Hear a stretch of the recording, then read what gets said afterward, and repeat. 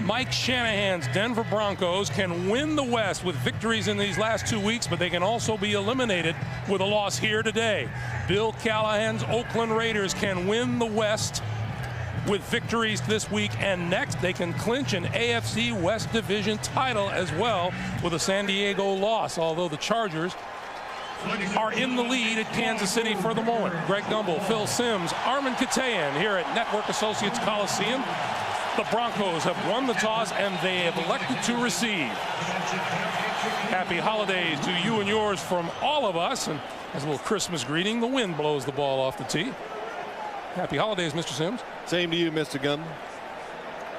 It is a little windy today. I've watched the kickers warming up. As Sebastian Janikowski was warming up, kicking off, it kept blowing off the tee, so that could be a factor in the game for people catching it and for players throwing it to quarterbacks. That's how breezy it is just outside the stadium. It's better than the pouring rain they had here all week, though. Coach Bill Callahan was telling us that he didn't quite remember it being so rainy as it has been this past week here in the Bay Area. Congratulations to the Tennessee Titans, the only AFC team to qualify so far. Janikowski's kick into the end zone, deep into the end zone. Ruben Rone will not bring it out. And that will bring Brian Griese and the Denver offense onto the field. The offensive line. Fifth-year tackle Ephraim Salaam in his first year with Denver. He's playing well. And there is Brian Griese. Salaam, Herndon, Hamilton, Neal, and Lepsis will try to keep the Raiders off his back. The rookie Clinton Portis having an outstanding season. McCaffrey and Rod Smith, the wide receivers. First down from the 20-yard line. Portis across the 25 to the 26-yard line. The Denver defensive unit up front, or the Oakland defensive unit. The Raiders hoping to put the clamps on Portis. And that means Sam Adams and John Perella clogging up the middle. The linebackers, Barton, Harris, former Bronco Bill Romanowski, who is pumped to play against his former mates. And the secondary, veteran Rod Woodson, has returned 2 interceptions for touchdowns, one of them 98 yards against Denver last month. There's Chuck Bresnahan, the defensive coordinator, on 2nd and 4. Griese slips and goes down. Back at the 21-yard line. I'm sure it's one of the guards that probably took a step backwards and got Brian Griese's foot. See who does it. The center. Ben Hamilton gets his right foot caught into Brian Griese's, takes him down for a sack. The Oakland Raiders were hoping to come out today and stop that scripted first 15 plays by the Denver Broncos. They have been terrific scoring on their opening drives and in the first quarter. Griese on 3rd and 9 from the shotgun. It is incomplete, intended for Shannon Sharp, the tight end. They got what they wanted. Shannon Sharp singled up against Bill Romanowski, running across the field and wide open. And Brian Griese just misses him because it's the first pass of the game, one of the hardest for a quarterback. Micah Noor is the Denver punter. He will kick it away to Tim Brown, who fumbled 2 punts last week in Miami and lost one of them.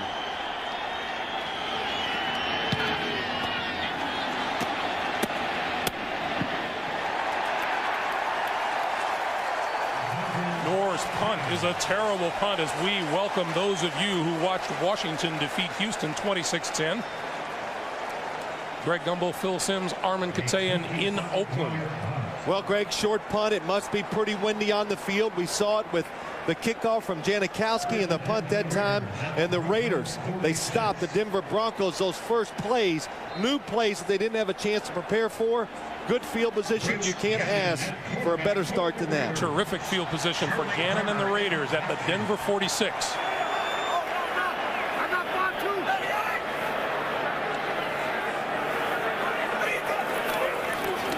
Gannon, short drop, plenty of time, and then throws over the middle, and it's grabbed at the 40-yard line by Jerry Porter. The Oakland offensive line, big and talented. That describes Pro Bowl right tackle Lincoln Kennedy to a T. Tim Brown does the honors. The last time we played the Broncos, Gannon completed 22 passes in a row, so I'm sure they're going to come out and try and stop him early in the game. So we have to get him off to a good start. If we can do that, it's a good chance we'll be able to roll and get this victory today. Well, Rich Gannon is 1 for 1. And on 2nd and 4, from just inside the 40-yard line, he's going to throw again. With time, down the sideline, caught by Brown. Inside the 15-yard line, first down Oakland. Well, when you give Rich Gannon time, what it does, it just allows receivers to get down the field and get to the open spaces. The Denver Broncos, they come with a different look, but look at the space Rich Gannon has. The offensive line does a terrific job, and he's able to throw a strike to Tim Brown down the sidelines. 27 yards on the pickup. The Denver Broncos have done 2 different defensive fronts. They're trying to figure out different ways to pressure the quarterback. They did not do it on the first 2 pass plays. From the 13-yard line, we give this to Tyrone Wheatley, trying to kick it outside, cuts back, and may have gained a yard at most before Trevor Price made the stop. Denver's defensive unit. Up front, the Broncos will look to their sack leader, Pro Bowl defensive end Trevor Price, to put pressure on Gannon. They have fast linebackers. In gold, Wilson and Mobley. Al Wilson's 171 tackles leads the way for Denver. And the secondary, Mike Shanahan says Tyrone Poole's been playing very well. He starts at cornerback. Deltha O'Neal will rotate in. No gain on the play makes it 2nd and 10. Gannon, short pop over the middle, crossing Jerry Rice to the 5 and bumped out of bounds, close to a first down. It appears he will have enough for a 1st and goal. Well, you see this so much when you watch the Oakland Raiders play. It can be Jerry Rice in motion, coming across the field. It just makes it hard for a defense to follow all the players. They move and run across the formation. Jerry Rice wide open. Perfect pass by Rich Gannon. 10-yard pickup, 1st and goal, Oakland at the Denver 3. Play clock is running down, and now Oakland has to call a timeout. So Gannon comes to the near sideline to have a conversation. And you know, we've talked all week long about the importance of this game, and either of these teams can pick up the AFC Championship with consecutive victories on the final 2 weekends of the season. Let's get an NFL Today update in New York. Here's Jim Nantz. All right, Greg and Phil, some saw it earlier. The Chiefs kept their drive alive. A challenge by Marty Schottenheimer on the spot, denied. It sets up Michael Husted, signed just this week. He connects from 38 yards. We have 40 seconds left, and San Diego is driving at midfield. Let's go back to you. We'll keep you posted. All right, Jim, thank you. The line of scrimmage, the 3-yard line. The Denver Broncos, very stubborn in first quarters this season, have allowed just 2 first-quarter touchdowns all year long.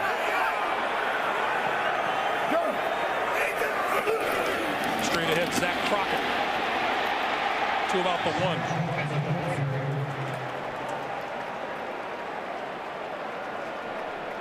1. 2nd and goal. Well, you look at this Oakland Raiders offense, Greg. They do so many things, and we expect to see the Denver Broncos today come out and change up what they did in that first game a few weeks ago on Monday night. But as Rich Gannon says, it's hard to make a lot of changes when you play our offense because we do so many different things. We can adjust, and we can make you mess up just because of how many things we try. Gannon gives to Crockett. Crockett tumbling at the goal line. Did he get in? Touchdown.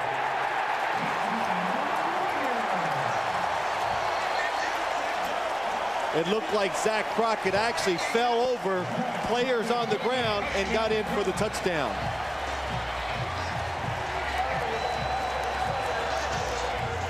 Crockett's 6th rushing touchdown of the season.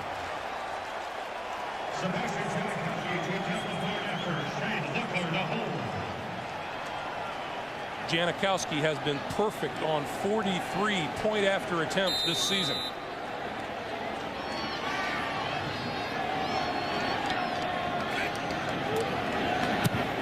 44. 11:27 to play in the first quarter, and the Raiders have grabbed a 7-0 lead. John Ritchie, the fullback, number 40. Does he get some? Yes, he makes just enough hole, and that's what happened, Greg. Zach Crockett falls on players who are on the ground, but his body never touches. He gets into the end zone. Once again, let's get an NFL Today update from New York, and once again, Jim Nance. Jim. All right, it is over, Greg and Phil. It is over in Kansas City as the Chargers were trying the desperation drive. Breeze completes the pass to Caldwell. However, he coughs up the football, and Kansas City wins it 24-22 right there in that Wild West division. Let's go back to you. All right, Jim. The updated standings in the AFC West look like this. The Chargers and the Chiefs are both at 8 and 7. And as we said earlier, Denver and Oakland, either one of these teams wins their final 2 games, they win the AFC West. Well, we saw and heard, I shouldn't say it, yeah, we saw it too, but we definitely heard the tension in both of the head coaches, the players. When we talked to them, they were so excited to play in a game that's so big during the regular season. Ruben Drones deep for the kick. Janikowski puts this one to the goal line. Drone to the 20. And out to about the 28 and 29-yard line. Let's check in for the first time today with Armin Katayan. Armin. Thanks, Greg. Bill Callahan, this is exactly the kind of start he wanted. He said, we really want to set the tempo defensively in this game. 3 and out for the Raiders. And then to come back and score, he said, we want to disrupt the rhythm of the Broncos early on. And Phil, just a point that you had made about how important this game is. Bill Romanowski may have said it best. He said, this is one game I would pay to play in. Greg? And Armin, he added, but they wouldn't have to pay me a cent.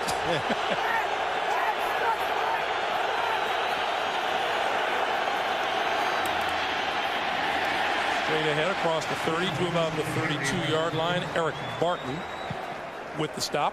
Well, there's so many things to talk about in this game. And, you know, first off, just looking at this Denver offense, it's pretty simple. When you play the Oakland Raiders now, even more than earlier in the season, they're pretty simple. They don't try to trick you.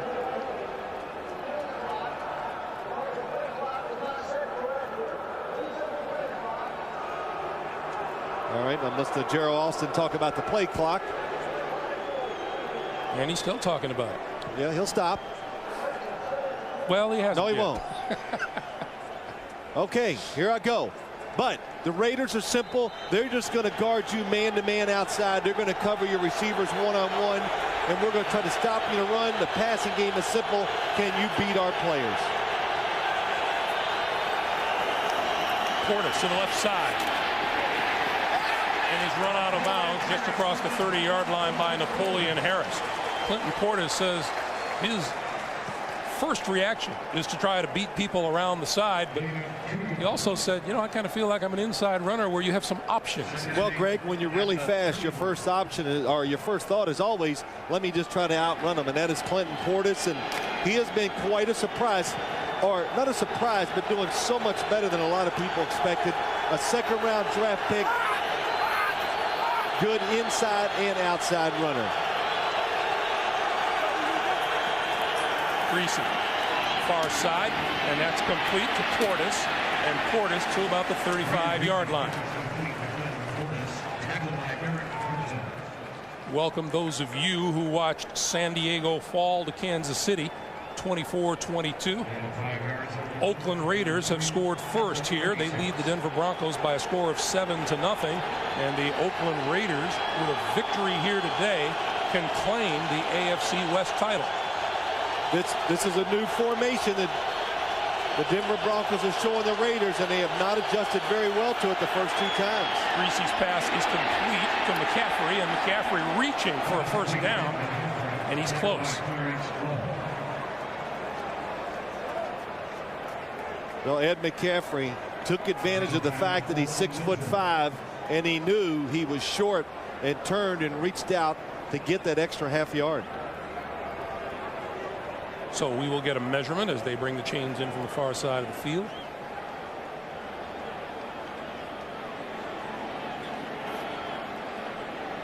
And And you can see it's close because Greg or I, neither one of us we're not going to guess. No. And he gets it. First down.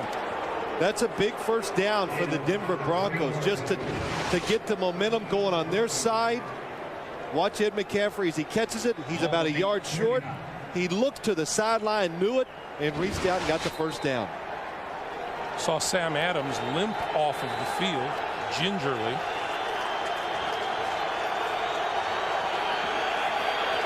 First down, Denver. Quick pass, tip, and it falls incomplete. Well, it's John Perella, inside defensive lineman, who gets in Brian Greasy's face and causes the ball to go up in the air. Could have been big trouble for the Broncos, but they get away with it. Oh, he gets his hand on it.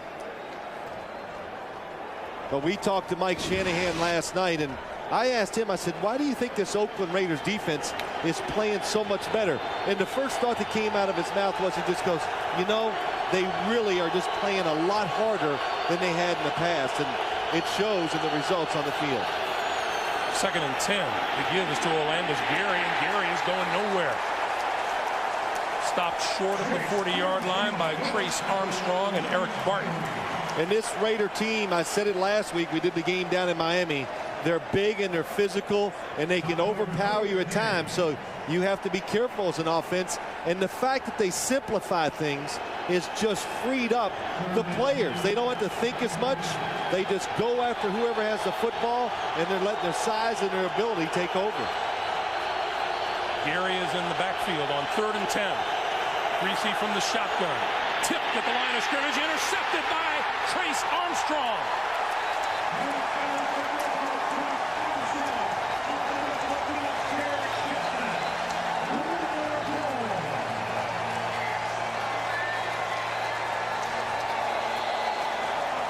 A sack and now an interception for number 93, Trace Armstrong, and we're still in the first quarter.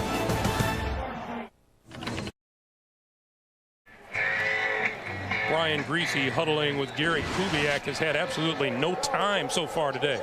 Well, the Raiders come on the blitz. It's Derek Gibson, number 36, that knocks it up in the air. Brian Greasy has been under pressure. People all around him. Tip balls usually come from defensive players getting too much penetration towards the passer. Porter comes in motion. The gives to Tyrone Wheatley. Near side, cuts it back and to the 30-yard line. Huge gain on the play. Gold and Kennedy with the stop. Once again, Jim Nantz in New York. All right, thank you, Greg. Baltimore and Cleveland trying to stay alive. Really an elimination game going on at Baltimore. Cleveland strikes first. Jamel White from 3 yards out. 7-0 Cleveland here. Let's go back to you, Greg and Phil. All right, Jim, 8 minutes now to play here in the first quarter. Raiders, for the second time today, starting a drive in Denver territory. Well, Greg, we talked about Denver's defense trying to come up with some different ways to get to Rich Gannon. 3 down linemen this time, 3 linebackers, and they really want to try to get some pressure from the outside. Wheatley, big hole up the middle, inside the 20 to the 16-yard line. And what they did, the Raiders gave them a formation. Denver adjusts to it. They got some smaller players in there, and watch the hole that is created for the Oakland Raiders. Tyrone Wheatley, nobody around him. Tackled by Izell Reese and Ian Gold, get a 14 yards. 14-yard pickup. Rice to the near side of the field, and Denver wants a timeout right here. Clock stopped, 7:05 to play in the first. Oakland leading and driving. Just part of the scenery here at Network Associates Coliseum. The Raider faithful on hand to cheer their team. They're leading 7-0, and they've reached the Denver 17-yard line. Wheatley. And Wheatley, grabbed by Trevor Price, shakes away and makes it to the 20-yard line. Well, you look at Trevor Price. Mike Shanahan and Trevor Price exchanged a few words a couple weeks ago, and that little feud is over. And Mike Shanahan said last week against Kansas City, Trevor Price played his best game of the year. Just hustle to no end. When you say exchanged a few words, not to each other, through the media. Through the media, and it got a little out of hand probably, but it served a purpose for both. It's made Trevor Pryce really concentrate on what he's doing, and he played very well last week and off to a good start this week. Loss of 3 on that play, 2nd and 13. And they moved Trevor Pryce inside to allow him to rush the passer. Charlie Garner. Garner to the 15, to the 13, close to the 12-yard line. Well, this is one of those little screens they throw to the outside to Charlie Garner, and it rained so much here during the week that Bill Callahan actually put in 2 different game plans. And in case the weather was really bad, this was going to be a way to get to the outside, to throw the ball, to get the outside runs, and let his skilled players have a chance. But as you can see today, the weather was beautiful. 3rd and 5. Gannon. Complete to the 5-yard line. Inside the 5, Charlie Garner has the first down. Well, it's a good job by Rich Gannon and Charlie Garner. But I can tell by just watching this Denver defense, they're trying to be more aggressive. They're getting after the quarterback. They're trying to play man coverage down the field. But it's hard to cover so many good weapons if you don't make the quarterback hurry up his decisions. Gannon 5 out of 5 to 4 different receivers today. 1st and goal. Crockett in the lineup behind Gannon. Gets the handoff. And gets a couple. Al Wilson, the middle linebacker, with the stop. Well, when you see Zach Crockett come in, we did the game in Miami last week, and Zach Thomas, the middle linebacker for the Miami Dolphins, says when he comes in, they might be one of the best short yardage running teams he's ever faced. But you can see the Denver Broncos, they play him twice a year. They're ready for it, and they have stopped him cold so far today, running on those, trying to get those short gains inside. I think back to what Trevor Pryce told us about that big offensive line. He called them monsters. Oh, he did. He gave them a lot of credit. It's tough to get past this Raiders offensive line. Gannon has it batted in the air, incomplete at the line of scrimmage. Lionel Dalton appeared to get a hand up.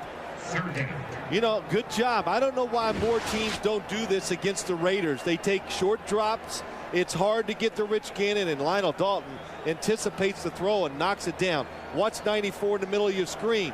Good job of pushing the offensive lineman back towards Rich Gannon, and then enabled him to knock the football down. 3rd and goal. Garner and Ritchie in the backfield.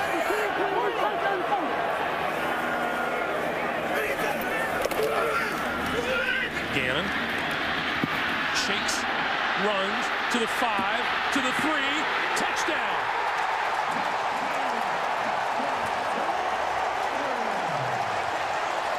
One other thing, Trevor Pryce told us last night, he says, Rich Gannon has shrugged away from me so many times the last few years, I can't remember.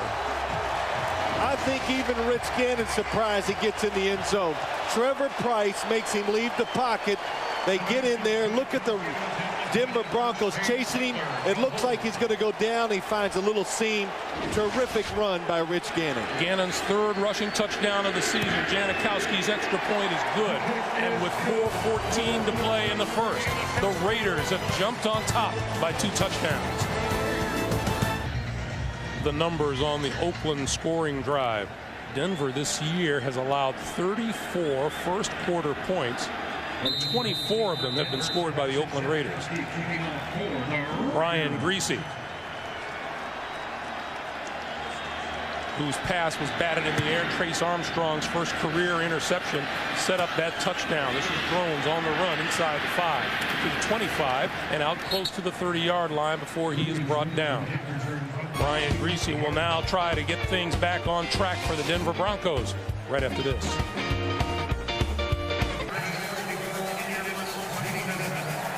Welcome back to Oakland, everyone. Along with Phil Simms, I'm Greg Gumbel. Oakland up by 2 touchdowns at home. Game over?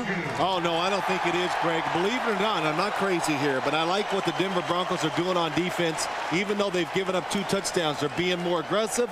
They look like they got a few answers. What they need is their offense to move the football and get some better field position. And Brian Griese was unfortunate with the deflected pass at the line of scrimmage, intercepted by Trace Armstrong, and they go with the ground game across the 30 to the 32-yard line. And there's no question that this is the part of the Denver game that the Oakland Raiders want to stop. Bill Romanowski said, we want to stop the ground game and make Brian Griese throw to beat us. Well, yeah, and of course every team says that every week, but here's why they mean it and why it's such a good point.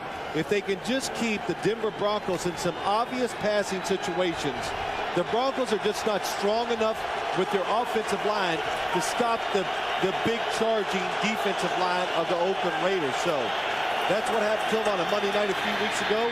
They want to try to avoid it, the Denver Bronco offense today. Griese misfired Shannon Sharp, who is trying to lodge a complaint with the officials, and nothing forthcoming. It'll be 3rd and 7. Well, Shannon Sharp, he's back. That always helps an offense because he knows how to get open. He does a good job of finding those spaces. When they played a few weeks ago on Monday night, he did hurt his arm and has been out for a while. He says he got held, and he did. Eric Barton, number 50, grabbed the jersey. Those are 2 good handfuls of jersey, too. 3rd and 7. And Griese to McCaffrey across the middle, comes up short of a first down as Terrence Shaw makes the stop. And so far, the Broncos have been unable to get anything going with any consistency.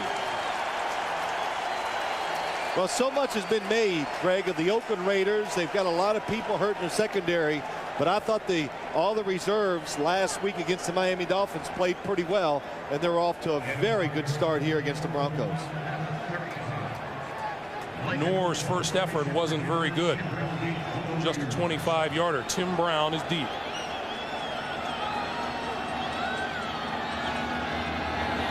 Big rush. Nor got it away. This is much better.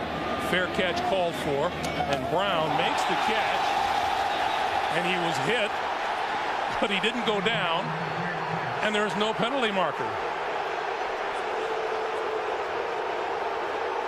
Well, Brown wants a flag, and you can't blame him. He calls for a fair catch. Willie Middlebrooks hits him. Brown still hasn't gone down. He didn't mean it. Well, Tim Brown has done his fair share of lobbying with the officials, who have not seen it his way. Watch the fair catch signal by Tim Brown. Here he comes over. Oh, that one there is a good look at it. He did get his hand over his helmet. Quick shot again to Garner around the left side and run out of bounds at about the 23-yard line. All that was, and it is. That is a running play. That was a lateral by Rich Gannon, and it takes a little skill. This is not as easy as it looks. Flipping it to the outside. Watch 84, Jerry Porter. He's the lead blocker. Terrific job. Denard Walker actually goes down to the ground to protect himself. You know, you're saying it's not as easy as it looks, but they're making it look pretty easy. Yeah, they are. They're off to a good start. Field position has helped them in the first 2 drives. This time, they're going to have to go the hard way. 2nd and 4.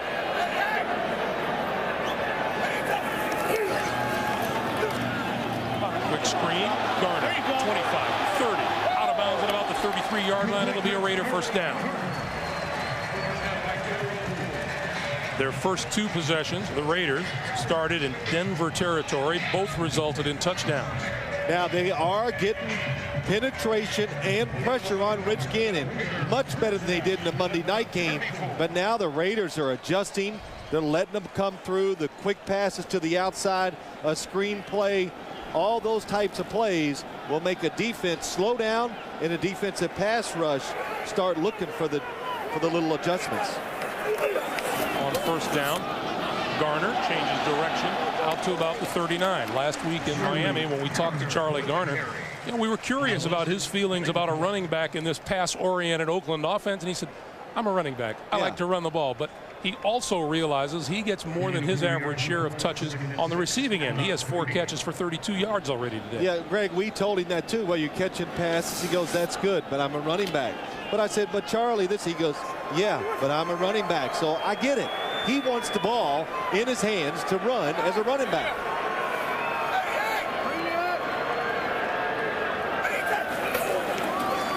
Tyrone Wheatley. And Wheatley to about the 40. But just about a little more about Charlie Garner, even though he's not in there. The way the Raiders are using him, he's such a good player. This guy really is. All the opposing teams talk about him. They say wonderful things.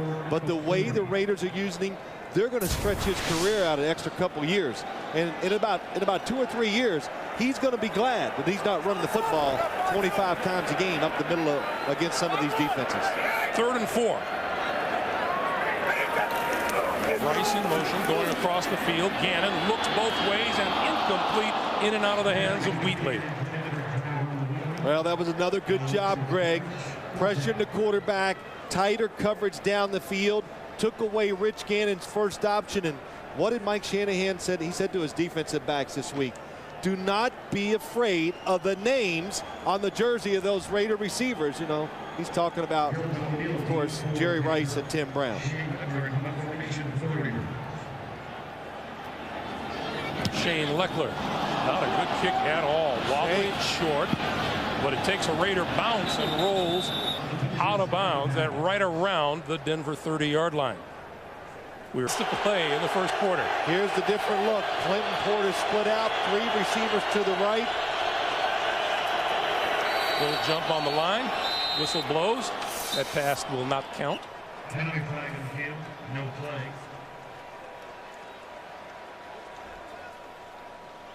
A Raider jumped across and made contact. That was Reagan Upshaw. Let's see if he was drawn off. Encroachment, 91 defense, 5 yards, still first down.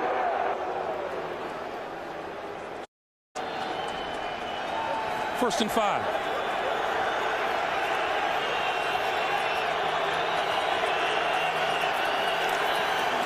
Greasy, quick pass, intercepted. Rod Woodson. Woodson inside the 30 to about the 25-yard line. And Woodson, who picked off Greasy in their first meeting and went 98 yards for a touchdown, turns this one around. Well, it's a blitz by the Raiders. The formations are not messing them up. Here comes the blitz. Brian Greasy is looking for the adjustment by Ed McCaffrey. I don't know if McCaffrey doesn't make the adjustment or Brian Greasy misreads it. But Woodson again inside, taking advantage of the blitz and watching the quarterback. And back on the 11th of November in Denver, this is what Woodson did to Greasy, picking it off at the 2 and going 98 yards for a touchdown. Both sides said that one turned the game and the seasons around for each of these teams. Yes, and the Raiders talked about it. Their season, that was make or break for them. That Monday night game, they won it, and that play was the biggest play, I thought, too, in the outcome. From the 25-yard line. Gannon, quick pitch, bounces off the hands of Tim Brown, and it's out of bounds, and that one is considered incomplete as time runs down here in the first quarter. It has been a busy first quarter. It has been all Oakland at the end of the first quarter. 14-0 Raiders. We'll come back to Network Associates. Brian Greasy and Gary Kubiak on the sidelines. Greasy victimized by a second interception in his last 4 passing attempts. Gannon looking, throws, near sideline. That is complete to number 81, Tim Brown. Let's go back to the interception. Well, it's just a clever blitz by the Oakland Raiders. Brian Greasy again under pressure. They brought a lot of blitzers. They played zone behind it, and Woodson just read the quarterback. And Ed McCaffrey's going up and talking to him. It's, you know, those are, for me, it's hard to decide who made the mistake, but whatever, it results in an interception. From the 13, Wheatley, close to the 10-yard line. And, you know, understandably, all of the conversation, especially in Denver, has been surrounding Brian Greasy. All of the media, the fans, and even Brian Greasy says, yeah, I recognize this is a defining moment in my career. You know, Greg, I thought it was too much, and I said Brian Greasy will play well if his team allows him to play well. Well, so far it's been rough, but you're right. He came in last night. Yeah, this is the biggest game I've played in since I've been a Denver Bronco, the biggest game I've played in since I played for the national championship at the University of Michigan. Gannon.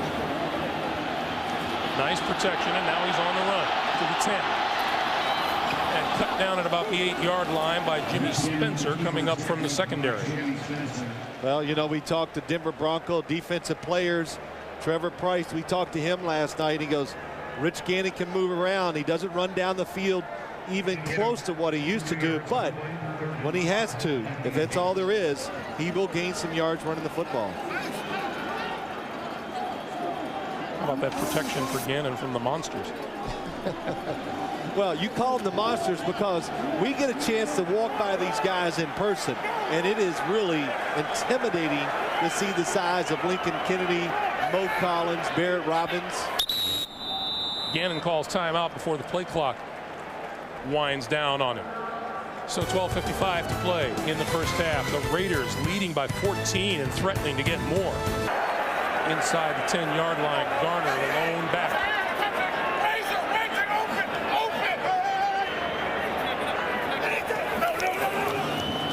Gannon looks left, throws for the corner of the end zone. Touchdown, Charlie Garner. Could you hear Rich Gannon going open? And I think he was saying razor because the Denver Broncos are on the blitz. He gets Charlie Garner wide into formation. Watch him go outside. It's an out, and then he breaks it up. What a job by Charlie Garner and a terrific throw by Rich Gannon. Rich Gannon bought extra time by retreating and waiting for Charlie Garner to make that move. The Broncos have not made the Raiders travel very far. Their 3 touchdown drives have covered just 109 yards, 21-0. Oakland. 12:49 to play in the first half. Janikowski's kick is low and rolls inside the 20 and is covered there by Olandis Gary, and Gary up the sideline to about the 30-yard line. And let's go back to the touchdown pass. Phil was talking about Rich Gannon. Let's listen.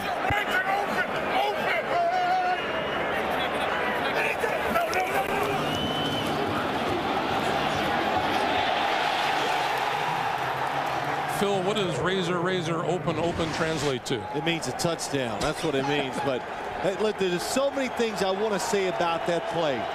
First off, the blitz, Rich Gannon saw it. He changed the play. They had an out and up by Charlie Garner. That is terrific design and execution by the Raiders offense. Greasy throws, McCaffrey catches at about the 45-yard line, and that's a Denver first down. But I want to go back, Greg, but also that play defined Rich Gannon was cool, everything that he is about. All the work, you hear about it all the time.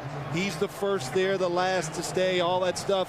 It's true, it's real, and it all comes out in the football field. Being an ex-player, I see it all the time, and right there, every quarterback in this league would have got 3 out of it. Rich Gannon got 7. On first down, not much there. Across the 45-yard line is Clinton Portis, and let's check in with Armin. Phil, just to follow up on what you said, you know, Rich Gannon, the odds-on favorite in many people's eyes to be the MVP in the league. Many people say he's just simply obsessed with being the best. Bill Callahan telling us how precise Rich is in everything he does, how he wants to stretch the system. And Bill Romanowski, who has a certain way with words, says he knows his assignments inside and out, but he also knows everyone else's assignments better than they do. Greg? Armin Fink, the 2nd and 8. Greasy throws far side, and that's complete across midfield to Shannon Sharp. And he is about 2 yards shy of a first down. Yeah, good throw by Brian Greasy. Just one last thought to follow up what Armin said. And Bill Romanowski also, he put it really well when talking about Rich Gannon, getting a chance to see him up close, and he just says, hey, it comes down to this. There's no doubt in my mind he's just going to outwork everybody in the league. And that's it. He's going to outwork you, and that's going to give him the edge that he wants on Sunday afternoons. Denver is in Oakland territory for the first time today, looking at a 3rd and 1. Portis doesn't appear to have gotten it. Yeah, not a clean exchange between Brian Greasy and Clinton Portis, and not even going to talk about it. Mike Shanahan's going to go for this. It looks a little short.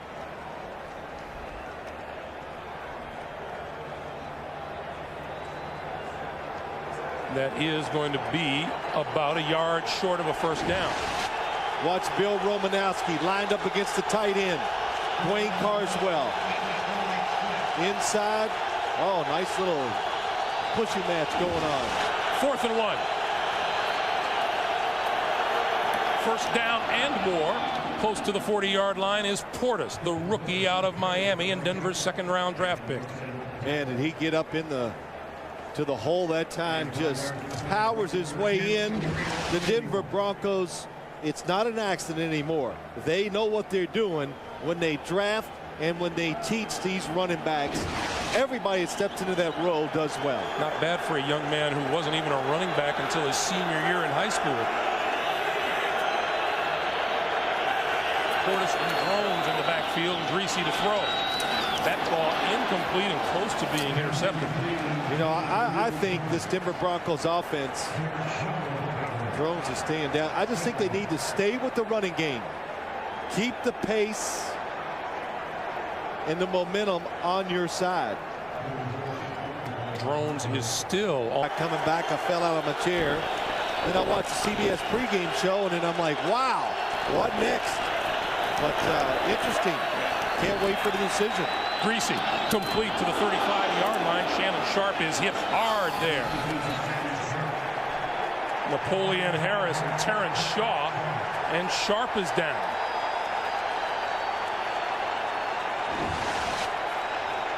Greg, I'm sorry, but you were right. Just the collision. He catches it in between Napoleon Harris and just gets hit hard from both sides before he goes down. You can see Shannon Sharp's head snap back on that hit. And he is down at the 37-yard line, and the clock is stopped with 9:19. You know, that was a good illustration of what Mike Shanahan said. He goes, this Raider defense, they just play harder. They're playing. I thought it was suspicious when I found you throwing in the lobby this morning. Yeah, right. Shannon Sharp walks off the field a little slowly. Dwayne Carswell has replaced him. I like it right next to you, my man, where it's soft, warm. Always warm. And we will not get hit. It's good.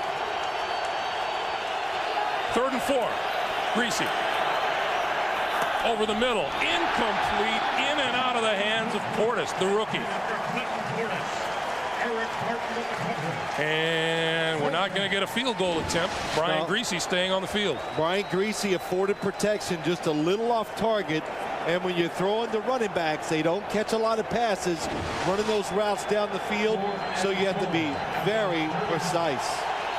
So Mike Shanahan will forsake what would be about a 53-yard field goal attempt. It's 4th and 4.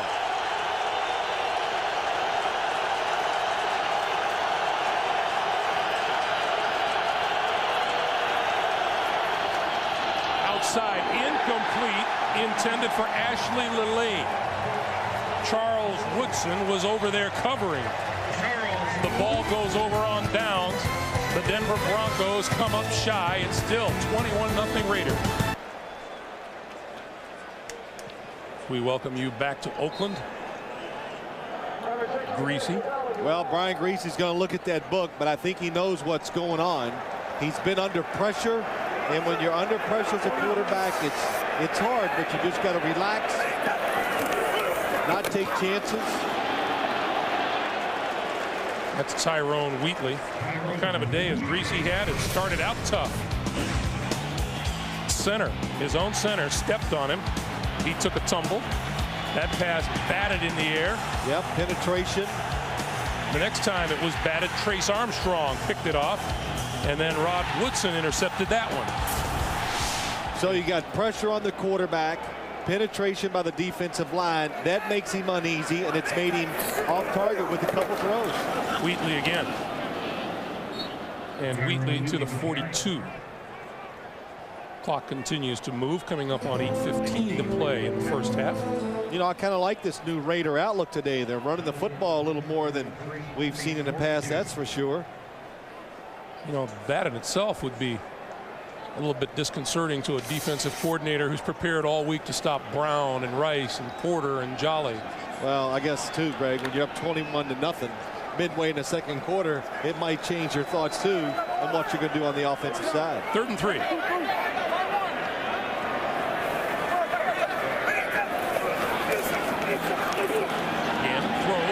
for the first down to Tim Brown.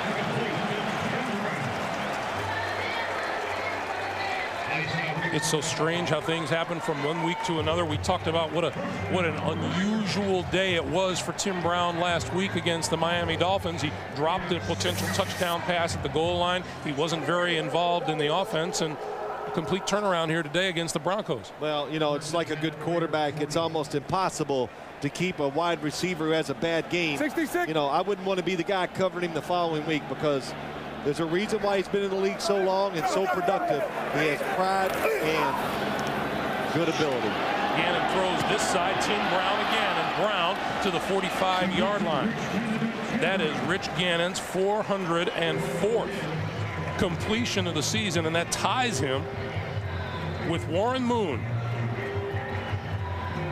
for the NFL single season high. Warren stopped by the booth. Saw him today, looks good. He's doing the game on radio today, but again, I said this earlier, they are playing more aggressive on defense, but unless you pressure the quarterback, you're not going to get the reward of what the defensive backs are doing. Ringo, 5-2. Ringo, 5-6. Mike, 5-6. What's the edge? Listen to all the talking going on by the Raiders. Gannon looking for the record, running out of time, and he goes down back at the 48 or 49-yard line and gets up pretty upset. Well, he's upset because I think he wanted a receiver to make an adjustment. Nobody did, but this is what the Denver Broncos are trying to do. Trevor Price, 93, gets down inside, and he wants to get against the guard, but look what happens. He still has to go against Lincoln Kennedy. Nobody open. He keeps hustling and keeps working and gets the sack. Trevor Price told us that Lincoln Kennedy's very frustrating because he makes everything look so easy. Yeah, he goes, he blocks me, and I never see like snot come out of his nose when he blocks me. It's just not right how easy he makes it look. 3rd and 9. Gannon sets up, throws over the middle, incomplete, off the hands of Jerry Rice down the middle. I think that's the first time I've ever talked about something coming out of somebody's nose, so I just had to throw it in there. But it was I'm great. honored. Yeah, I know. Yeah, I'm sure you're honored. But think about what Denver's trying to do. Good strategy. Take your best pass rusher, Trevor Price, get him off of one of the best pass blocking tackles in the league, and put him on somebody else. And it's worked pretty well so far for Trevor Price and Denver. Delpha O'Neal. Oh, what a kick by Leckler. Leckler floats it into the end zone. And so the Broncos will start at their own 20-yard line after a 51. Really looking forward to it, and he goes, yeah, I liked his body language during the week. He was a little edgy. I know it. He said, I think he's embracing the bigness of the game, so they need to get him in rhythm and get him confident. That one complete to Sharp, and Sharp out to about the 28-yard line. You know, when you said that, it reminds me, if Mike Shanahan says, well, how was Brian Greasy? And it occurs to me, Brian was a lot more calm than the coach was. That's right. Mike was really, I'll tell you what, yeah, edgy's not the word, excited. You know, you could see it. He was, I said, boy, Mike, you'd like to, you're pretty pumped up for the game. And he just laughed, and he knows what it means to his football team. It is their season. Clinton Portis gets the first down across the 30-yard line, and so the Broncos, with a pass and a run, have a first down and trying to get something moving here as we're under 5 minutes to play for the first half. And, you know, and I think the reason why the Broncos came into this game with confidence, they thought they had some answers. They've lost so many tough, close games this year that they thought they were ready for a big battle against a good football team. Greasy goes down. Bill Romanowski.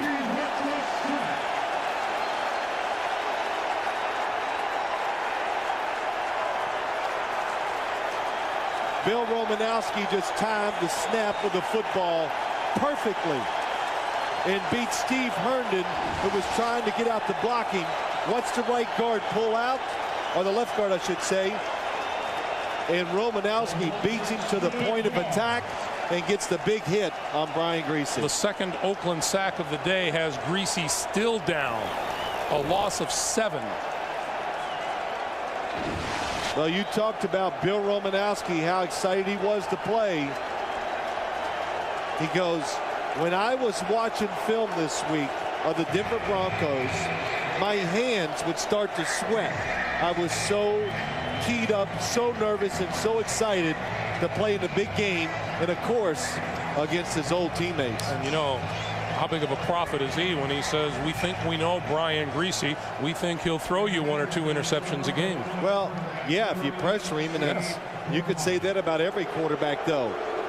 You pressure a quarterback, you limit his time to make a decision down the field, I promise you, he's not going to be as accurate or as smart. Steve Berline has come on.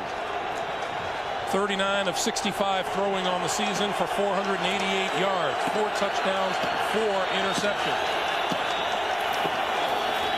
His first throw of the day. He won't get it off.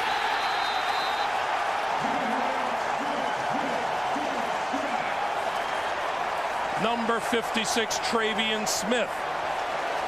Change of quarterbacks, no change in the approach of the Raider defense. Greg, we talked about it early.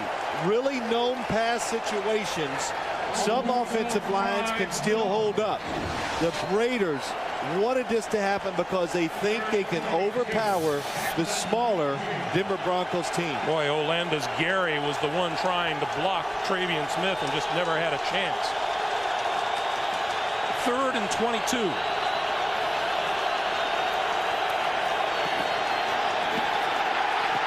Down again. Trace Armstrong.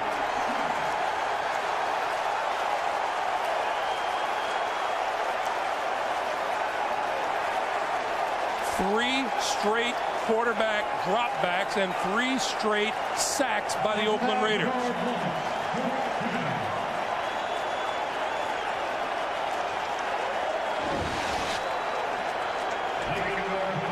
Again, just beat everybody to the quarterback. Nor's kick from inside his 5-yard line. Jim Brown with the fair catch made at the 45 of the Raiders.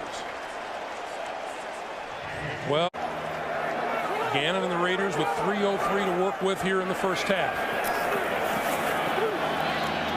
To Garner. Midfield. And is hit at midfield by John Mobley. And with that completion, Rich Gannon now holds the single season mark for completions. Well, it's funny.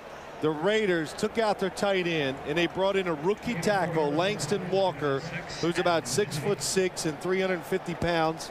So you're on defense, you go, well, he's in here. They got to run the football. They change up. They throw a quick pass to the left side and get a few yards.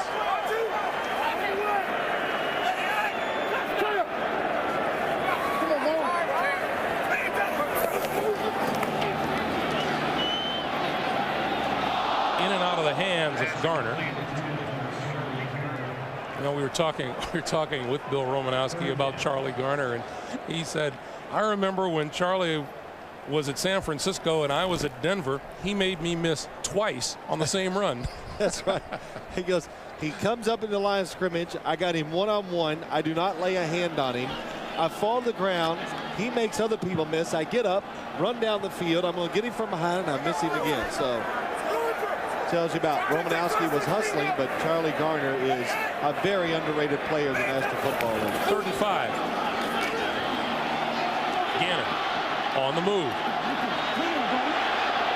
And runs out of bounds. No, still inbounds. And now out of bounds, close to a first down. He's ruled out of bounds before he crossed midfield, though.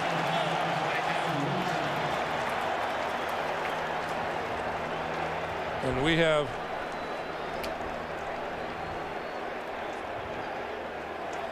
let's see. He's out of bounds just shy of midfield. Oh, just got his right foot on. Otherwise, it would have been a first down.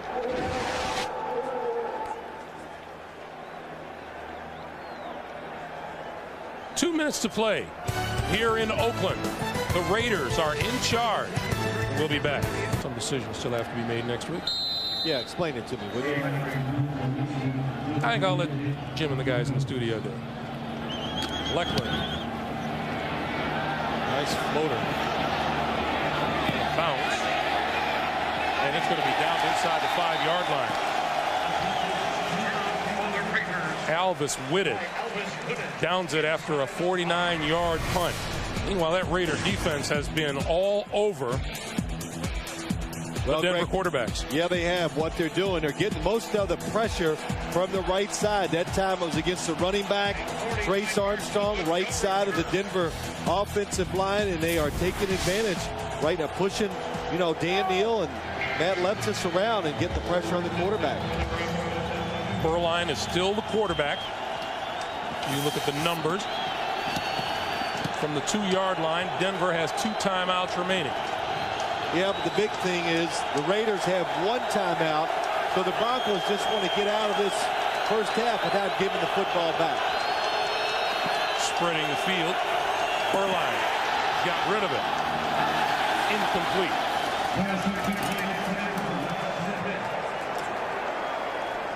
Well, Reagan Upshaw comes unblocked when you have nobody in the backfield.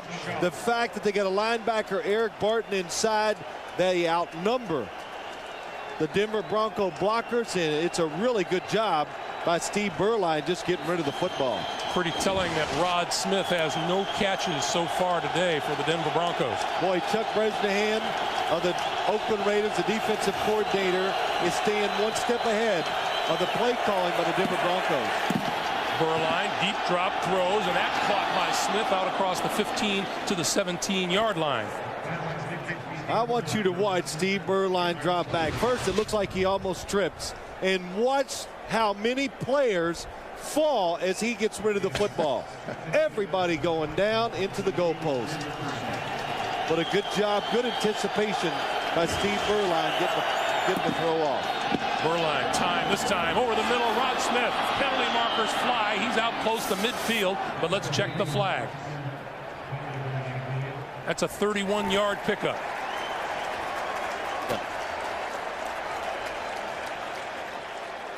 Gerald Austin says. Pass interference, number 80 of the offense. After this is to the goal. Repeat first down. When I see a flag thrown in the secondary, I just assume always that it's defensive pass interference. Couple of really good throws by Steve Berline. First Denver penalty of the day.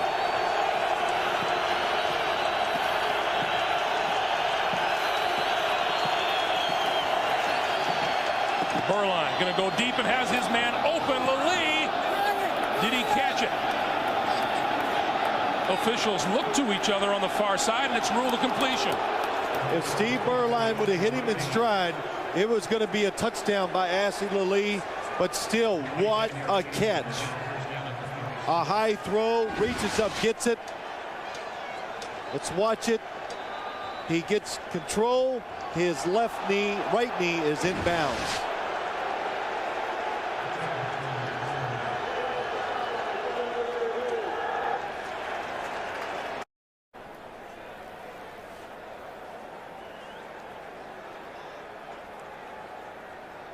After reviewing the play, the receiver gains control of the ball.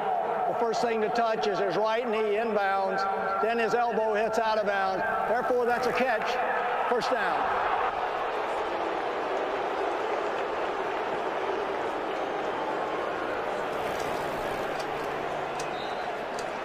You are on a roll today. No, I was going to say you described it perfectly, whatever you said. But still, don't forget 2 timeouts for the Denver Broncos. A good opportunity to get some points and try to get back in the game and gain some confidence. Berline over the middle has Shannon Sharp, and Sharp to midfield. That's another Denver first down. Anthony Dorsett with the tackle. Clock continues to move. We're under 55 seconds. And a lot of people at home are going, well, are the Raiders changing defense? The first couple plays they didn't. The last few they've been playing softer and off the wide receivers. That one is complete inside the 40 to Sharp again. And now we get a timeout to stop the clock.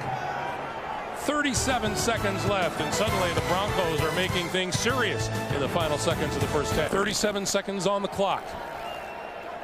Broncos and the Raiders each with a timeout. This drive began at the Denver 2-yard line.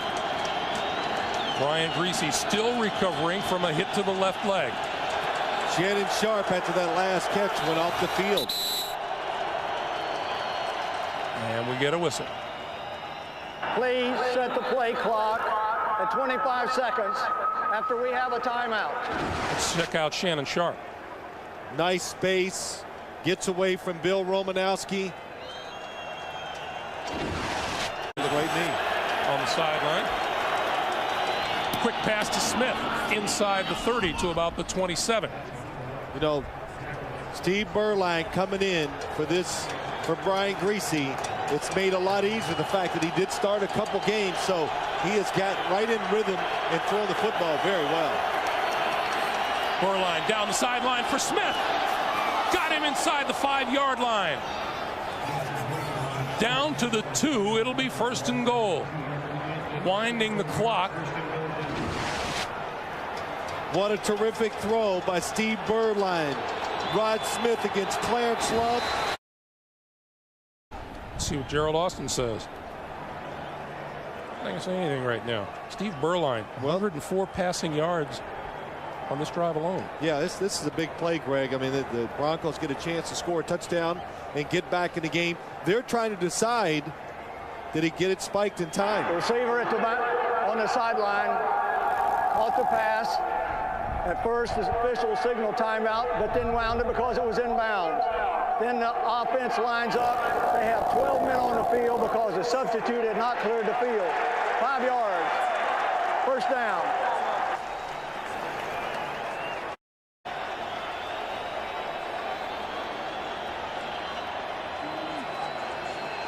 And Bill Callahan, standing on the sideline, wants a timeout. The quarterback had already spiked the ball. The play counts. Therefore, the review came too late to be reviewed. It's first down. Now, did he say he was going to review the play? Okay, but you can't say a play didn't happen if you got penalized. So once they mark the penalty off, that means the play happened, and the Denver Broncos penalty marked off, so they get a chance to kick the field goal. And Jason Elam will attempt a 25-yarder.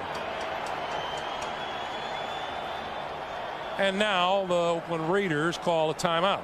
Just to get organized. So it'll be a 30-second timeout. Gerald Austin. The sideline. At first, official gives a stop the clock signal, and then he gives a whine. That makes the clock alive. The ball is brought in and spotted and spiked. When it is spiked, Denver had 12 men on the field. That's only a 5-yard penalty. That's where we are at this. 25-yard field goal attempt here by Jason Elam.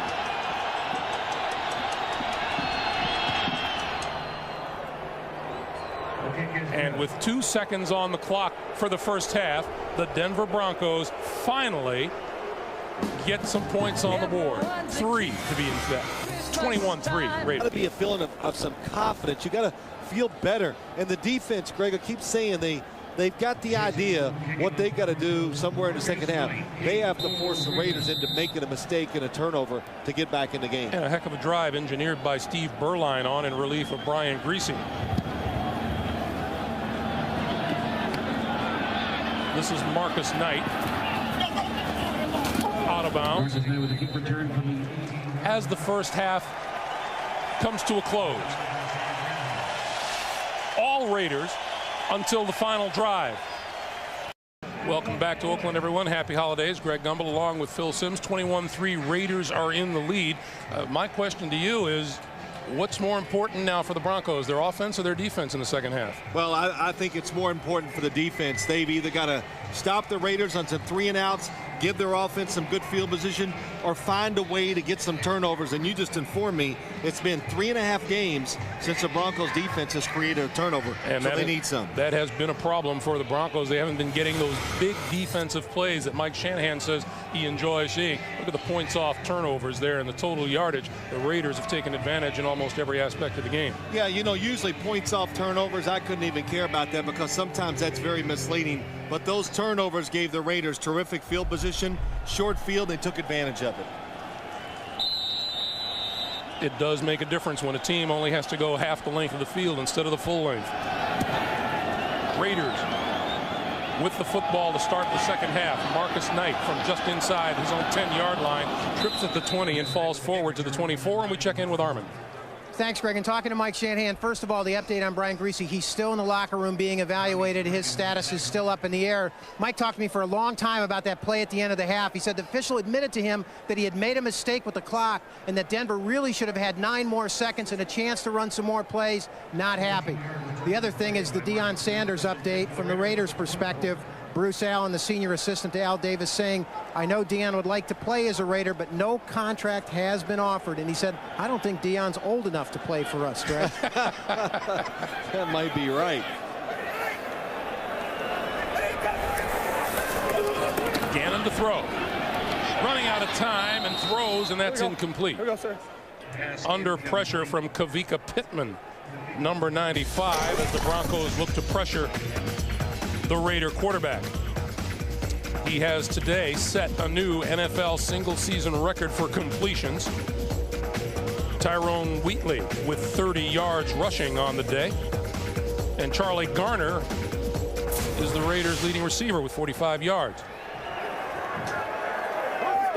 Garner, the lone back on 2nd and 10. Garner. 30, 40. Midfield, and finally run out of bounds inside the Denver 40-yard line by Kenoy Kennedy. That philosophy of getting Charlie Garner the ball in open space where he can do things. That's what it is, Greg. Again, it's the pass rushing front for the Denver Broncos. The Raiders with the perfect play call. Look at the offensive lineman getting down the field for the Oakland Raiders and allowing Charlie Garner to get about 20 extra yards. And you know, so many times designing the plays is important for a football team, but when you call them might be the most important factor of all. And that time, Bill Callahan, perfect play for the situation. The pitch for Tyrone Wheatley. Won't be able to turn corners, brought down at the 42 by Ian Gold. And going back to Charlie Garner for a second, 932 yards receiving this year for the Oakland running back. That is really something, and you know, it's just terrific. Greg, we watched him go in a walkthrough yesterday, and it was truly amazing the length they stayed out in the field just rehearsing plays, but how many different ways, you know, all not gadget plays, but the quick flips to Charlie Garner, to Jerry Rice, to Tim Brown, everything, and the complexity shows when you watch him playing a game. Gannon sidearms it to Brown. 30, 25 to the 24-yard line, and that'll be an Oakland first down. 18-yard pickup. And of course, what really makes this offense go, and we've talked about it, last week was the first time I've ever seen Rich Gannon this year play under pressure. That time, protection, good sidelines, plenty of time to make a good decision, and he finds Tim Brown wide open. A good 3 or 4 yards between Gannon and his offensive lineman. Something that Rich Gannon was not getting, Brian Griese was not getting early in the game for himself. Pressure in the face of a quarterback will make you make bad decisions. The flip out to Garner, one-handed grab, but he's not going to be able to do anything with this thanks to John Mobley's defensive play. Wow. You know, this is why I think this play is dangerous. And it's, even though it's a short toss for a quarterback, watch it. It's not perfect this time by Rich Gannon. What a catch by Charlie Garner, and he loses some yards. Nice play by Mobley. And that particular pass was a lateral. Yes, well, I shouldn't say a pass. That is a running play, but not in Charlie Garner's eyes. It's got to be handed to him by the quarterback before it counts. Lost 5 on that play, 2nd and 15.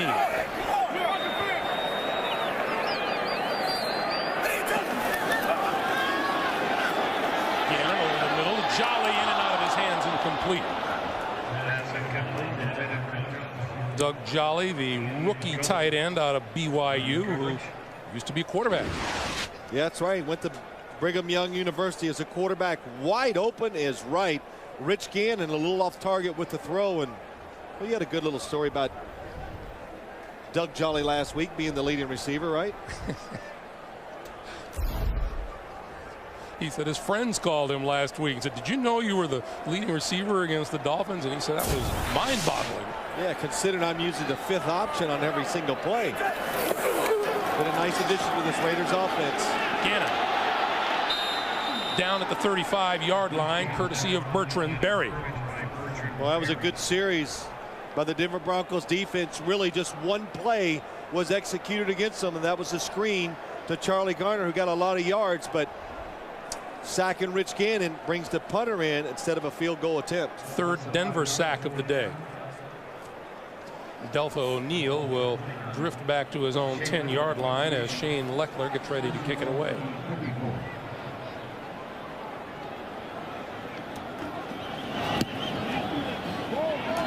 Lofts it up. Oh, what great placement. It goes into the end zone. Alvis Whitted working hard at the goal line, but doesn't get it down deep. And Steve Berline will come back out as the Denver took them on a length of the field drive and a field goal at the end of the first half. Spreads the field, quick drop, pulls it down, and is going to run. 25, sliding down at about the 28-yard line. About an 8-yard pickup. And Denver's offensive leaders on the day. Greasy, before he left the field, 7 of 15 for 48 yards and those 2 interceptions. And Berline, 104 yards throwing on the day. Clinton Portis with just 24 yards rushing, and Shannon Sharp 5 catches for 47. Portis lines up behind Berline now on 2nd and 2. And he gets the handoff and has a first down across the 30 to the 31 before Eric Barton makes the stop.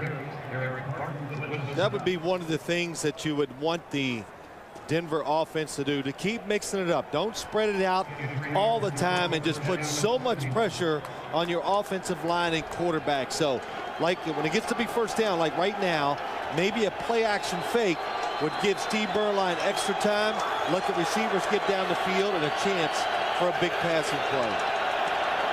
Rod Smith goes in motion to the other side of the field. The pitch. Portis comes this way, turns the corner, and out of bounds at about the 40-yard line. Be about a yard short of a first down. Well, nice mix-up. Pass on first down. Give it to Clinton Portis inside now. He takes it outside. Efron Salam, nice block on Bill Romanowski. Allows Clinton Portis to show his speed and get outside. How about we talked with Clinton Portis yesterday. He says he's got a couple of older brothers. He talks to them all the time. And he says they both think they're coaches. Yeah, that's right. Doesn't matter if you've ever played. When you have somebody who plays the National Football League, you coach them week to week. On 2nd and 1. Mike Anderson, his first carry of the day is for first down yardage and more across midfield and into Oakland territory. I swear most of this you see right now is just the effects of what they did at the end of the first half, getting some confidence, getting rhythm, and allowing now the offensive play caller, Mike Shanahan and Gary Kubiak, to get a rhythm themselves, because a lot of times that's what it takes. Get a first down so everybody can get in rhythm, the coaches and the players. And Steve Berline has been able to chalk up some yardage. Line of scrimmage, the Oakland 49.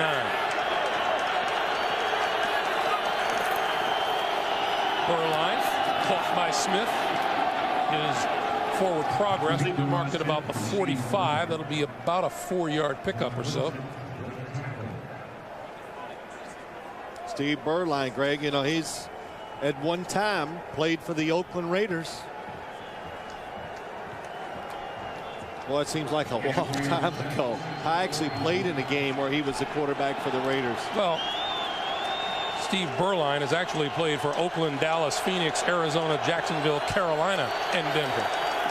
Berline throws, and that's complete to Shannon Sharp, and Sharp with first down inside the 40 to about the 38. Bill Romanowski with the tackle. Boy, and Steve Berline making good decisions. And one thing, you know, Steve Berline never got a lot of credit for being, you know, one of the top echelon quarterbacks in the league. But a lot of coaches and a lot of quarterbacks all know he's one of these really good throwers that nobody knows anything about. Just has good control of the football, tremendous touch, and a very accurate passer. From the 37. Got him offside. Penalty markers down. Going to go deep down the far side. It is incomplete, intended for Lally. Terrence Shaw batted it down. Penalty flag on the field. penalty is going to be against the Oakland Raiders. I don't know if he meant. Offside, 99 defense, 5 yards, repeat first down. DeLawrence Grant jumped offside. I don't know if he was going to go down the field with the play, but once he saw the Raider defense jump, that's when you could take a chance, and he almost made the perfect throw. You hear me say that all the time, don't you, Greg? About, especially when you're playing a team like the Raiders who can rush the passer. Quarterbacks do not make them guess enough. You change up your snap count, make them hesitate, help your offensive lineman out. On 1st and 5, Portis running room up the middle inside the 20-yard line, and that'll be a first down for the Broncos. Rod Woodson made the stop after 13 yards. Boy, that is just good blocking up front by the offensive line. Look at John Perrella, number 97, just getting pushed along the line of scrimmage. Clinton Portis, watch Bill Romanowski, number 53, good block by Dan Neal, allows Clinton Portis to get extra yards. First down of Denver. Berline throws out here to Smith. Smith to the 10 and out of bounds. That'll be just short of a first down. It'll be 2nd and 1.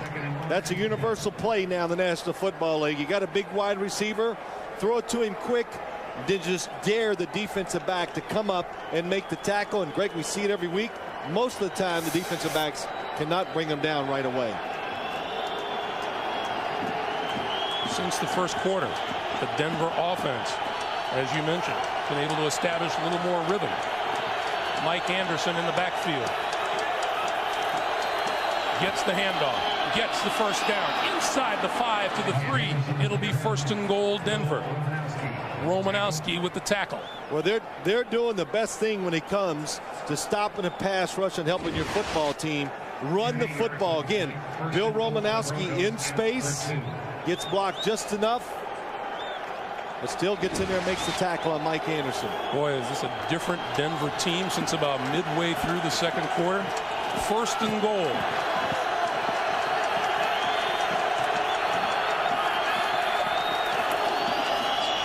Anderson to the goal line and just short of the end zone.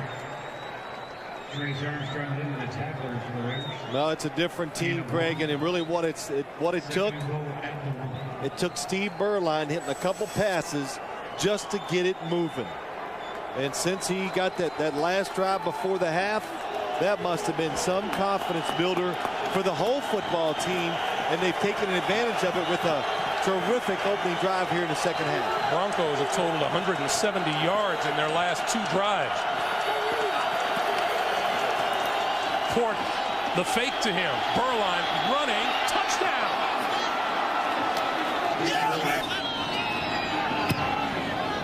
Anybody who had counted the Broncos out of this might have been a bit premature. 21-10 Raiders with 5:17 to play in the third. Barry Cavallina and our ace CBS Sports crew, Greg Gumbel, Phil Simms, Armin Katayan, 5:17 to play in the third. And the Broncos have climbed back into this thing, having scored the last 10 points and now trail the Raiders at 21-10. Yeah, they either got to get turnovers or almost play a perfect second half, Greg, to come back from 21-3, and they're off to a really good start.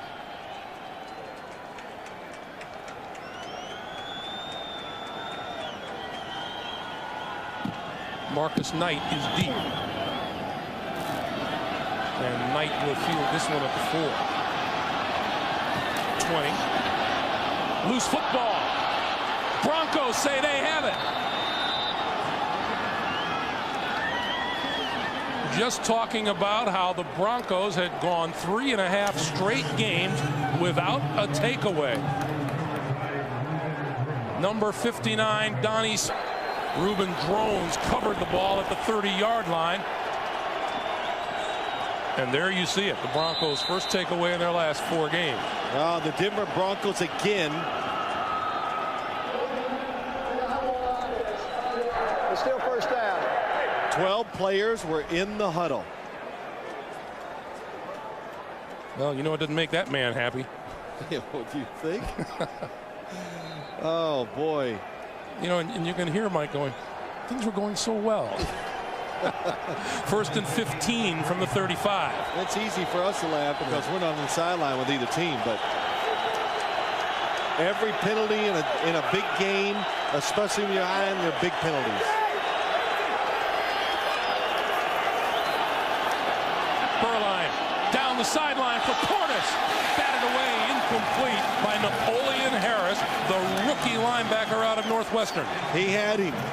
He definitely had him. Clinton Portis had gotten by Napoleon Harris, and Steve Burline underthrows this by about 4 or 5 yards. You could tell he had the time, the space in front of him. He just put too much touch on the football. Boy, a nice job. Napoleon Harris at the last second turns and gets his arms out to keep Clinton Portis from catching it. Portis this time flanks all the way to the top of your screen. Loose ball, whistles blow, penalty markers fly. Penalty flag in the field.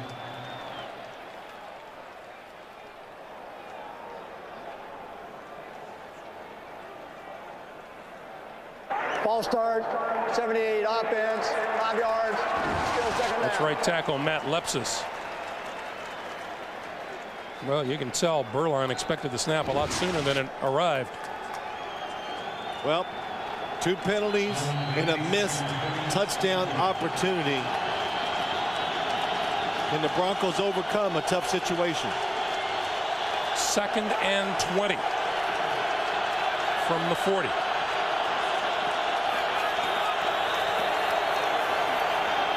On the slant, Smith dropped the ball. 3rd and 20. Well, it looks like a good throw by Steve Burline. Rod Smith coming underneath, just a little bit behind, but still an easy catch for him. And now what the Denver Broncos, what you really want to do, you want to get some yards to give your team a chance to at least kick a long field goal. This marked the first time in the last 4 games Denver has started a drive in the opposition territory. And they're looking at a 3rd and 20.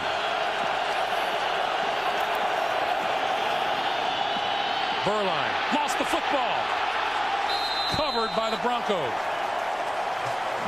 Trace Armstrong knocked it loose.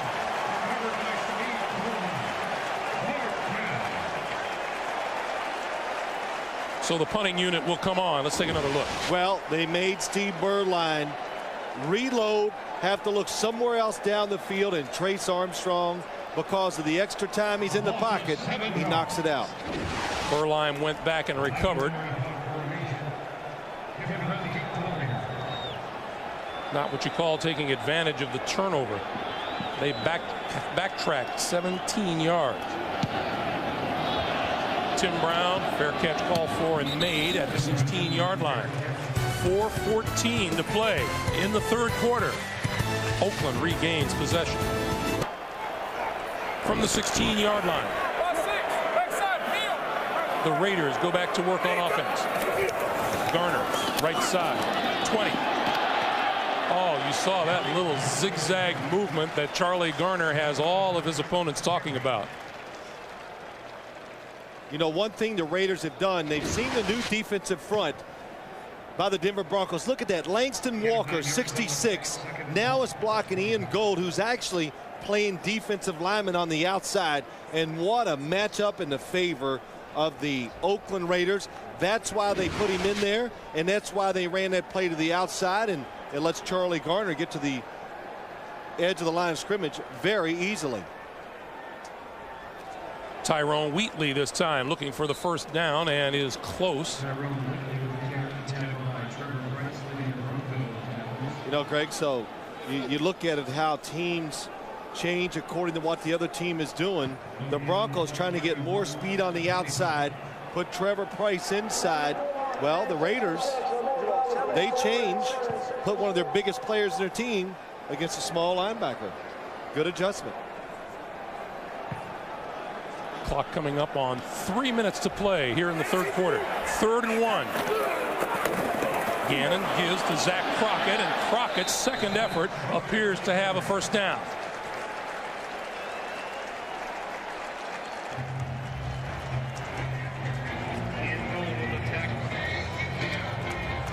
Well, this is the play we talked about, Greg. This is Zach Crockett. John Ritchie's going to lead it.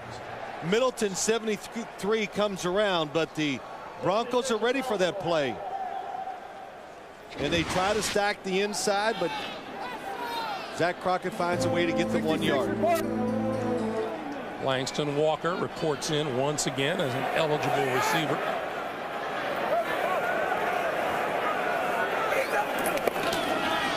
Gannon gives it to Wheatley. Wheatley looking for running room on the right side. He spins forward to the 29. Tyrone Poole with the stop. And of course, every time Langston Walker comes in at tight end, I don't know what it is, but I'm just mesmerized to watch what he does. And one time they threw a screen, and I watched him run down the field, and I just went, oh my gosh. Officially, Langston Walker is listed at 6'8", 345, a rookie out of California. And look at him behind head coach Bill Callahan. And he can really run. He is athletic, and it's just another tremendous draft pick, I think, by the Raiders. Gannon on the move. And dives forward to about the 33. Well, you got to admit the Denver Broncos are making Rich Gannon move around and try to create plays more today than he did in their first game, and but they still can't make him make that bad decision. Everyone wants to duplicate what the Miami Dolphins did against the Oakland Raiders last week, but not everyone has the personnel to do that. You know what? I want to hit the golf ball like Tiger Woods. So you know what I'm saying? So big deal. Yeah. Unless I have his talent, it's hard to duplicate what other people do. On 3rd and 4, Gannon throws, almost intercepted by Denard Walker. We talked to Mike Shanahan about the very low number of takeaways the Broncos have, and he said we've dropped a lot that were right there in our hands, and this is one of them. Good recognition by Denard Walker. Game changer, changes your season if you make the catch. But as Mike, you said, Greg, Mike Shanahan says we dropped so many interceptions. He was hoping that would turn around. Leckler's kick. Delva O'Neal watches it. Bounce and picks it up at the 25 to the 30. Up the sideline. Midfield. A blocker in front of him, and he is whacked down inside the 35-yard line.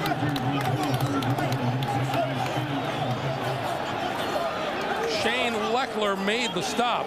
A 43-yard punt and a 43-yard return. Special teams have the Denver Broncos back in good field because their chances, Phil, as we talked about during the break, that's all the coach can ask for is chances. They've had it. The missed interception, the missed long pass, a good punt return here. That pass incomplete at the 10-yard line, intended for Lilly, and Anthony Dorsett was there to apply the hit, and Lilly is down.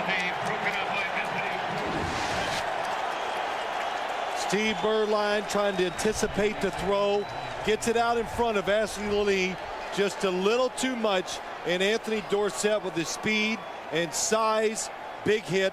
Lilly is down. So they check out Lilly. 32 seconds to play here in the 3rd quarter. The 32-yard line. 2nd and 10. Lilly walked off the field under his own power. Berline down the middle. Shannon Sharp inside the 5. It'll be 1st and goal.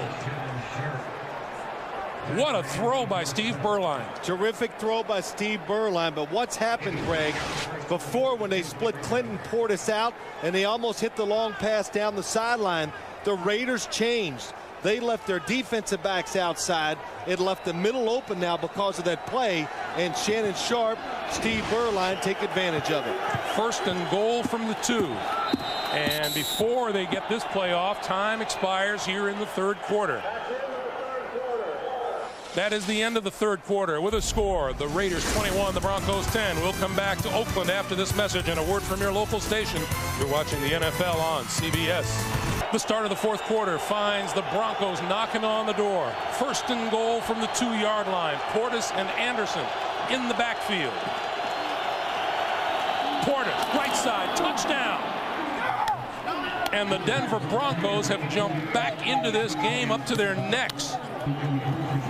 Bill Romanowski onto the field for the defense. Here's why I don't like this. If the Raiders kick a field goal and they do not get this 2-point conversion, then you would have to score a touchdown and get the 2-point conversion afterwards. Quarterback draw is wide open. Burline throws, incomplete. So 3 seconds into the fourth quarter. It's a 21-16 Oakland lead. Nothing like the Raider faithful, not anywhere around the National Football League. 32-yard drive in just 40 seconds. And here's the kick. Marcus Knight from the 9. 25, 30, 40. Penalty marker is down.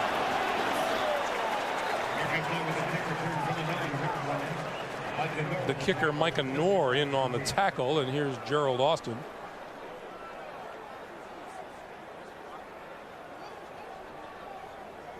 Holding 32 during the run back, 10 yards, first down. So the penalty is on the Raiders, and we have an injury on the field. And while we check that out, we'll give you our NFL.com poll question of the day, which is, if Deion Sanders returns to the NFL to play for the Raiders, you think that'd make Oakland the team to beat in the AFC? Log on and cast your vote at NFL.com. Well, it's prime time coming back. Wow, look at that. The interceptions, the touchdowns, passes defense. He's won some Super Bowl rings, which he always tells Boomer and Dan about every week. But you know what's surprising, don't you? Look at all those tackles Deion made. See, now, Boomer, you can't get on him anymore. He is a tackling machine. I will say this. He would have been such a much better player if he wasn't so shy. It's always factors in the football game that we don't talk enough about, and that the general public just doesn't, you just can't comprehend how big special teams are to the outcome to so many games. So let's see if the Denver defense can step up and make a stop here. Line of scrimmage, the 24. Again, short drop, throws, complete to Tim Brown, who has had himself a big day. Denard Walker makes the stop across the 30 to about the 33. Well, the Oakland Raiders, there's somebody down the field, but the Oakland Raiders don't like the tempo of this game, so they spread it out, and they were going to go with a little no-huddle offense, but Tim Brown finds the space, wide open, makes the catch. That's Denard Walker, who got up limping. Tim Brown, meanwhile, 6 catches of 79 yards today. And Walker doesn't look quite ready to go, does he? Yeah, he looked a little woozy, and I think they're going to make him come off the field now. The officials doing a good job. The biggest difference in this game and the last time these two teams met, the Broncos are being more aggressive, hitting them more at the line of scrimmage, and a few times Jerry Rice has had a hard time getting down the field because Tyrone Poole and Denard Walker have just been beating on him. And as was mentioned in the pregame show in the NFL today, Rich Gannon just had himself a whale of a day the first time these teams met.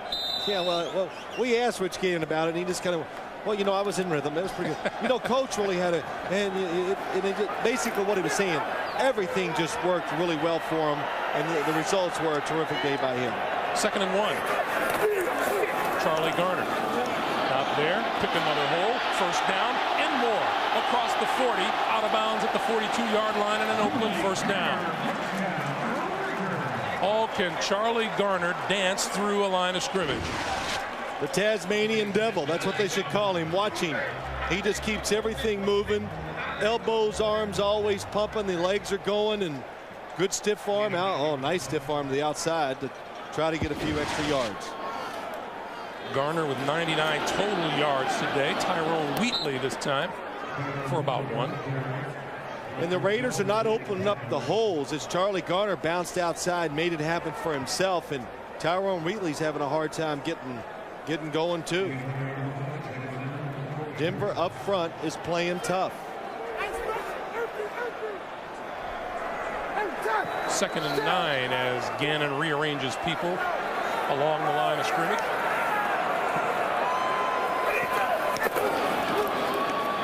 Over the middle, Jerry Rice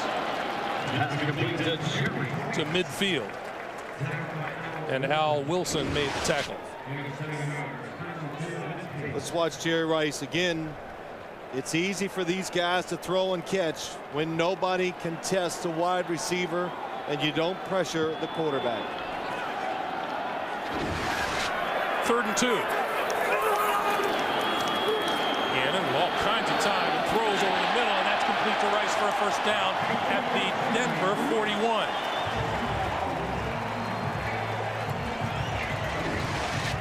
You know, watch Rich Gannon drop back. The Oakland offensive line, they don't even retreat. They just stand right there and take you on. Don't allow you to get them moving backwards so you can pressure the quarterback.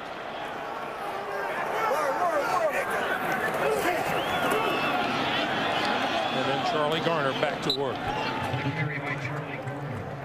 You know, as you watch that protection that Rich Gannon gets, I go back to what Trevor Price was saying about Lincoln Kennedy. We congratulated Trevor on his Pro Bowl selection, and we saw Lincoln and we congratulated him, and we asked Trevor. He said, "I vote for him every year." It's automatic. He's the best one in the whole game. Nobody can pass block like Lincoln Kennedy said. Gannon, time. Rolling, and throws it away.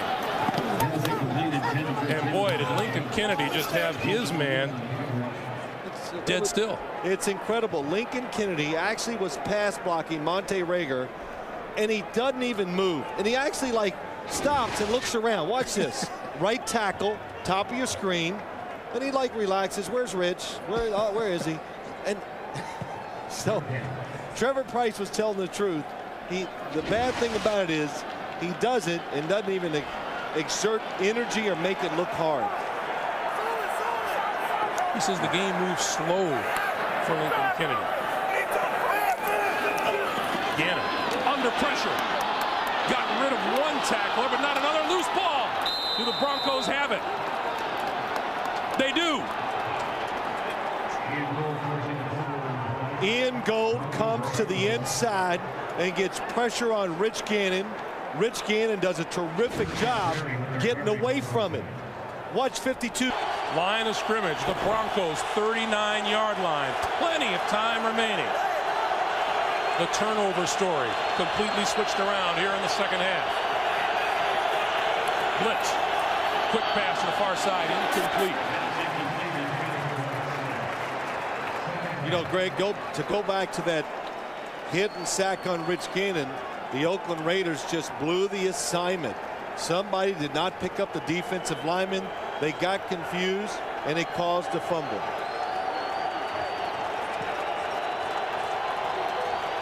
Credit the Denver Broncos. Even down 21-0. They did not let up. They are right back in this game.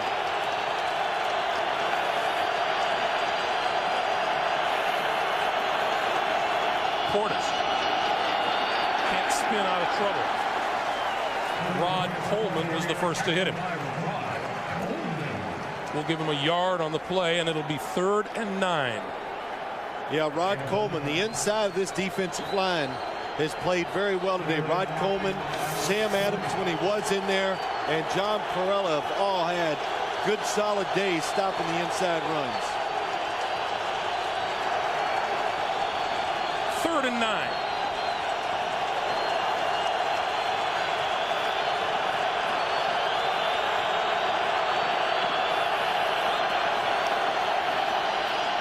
Berline with time, throws, complete, incomplete. What a hit on McCaffrey. Derek Gibson, number 36. And McCaffrey is still down.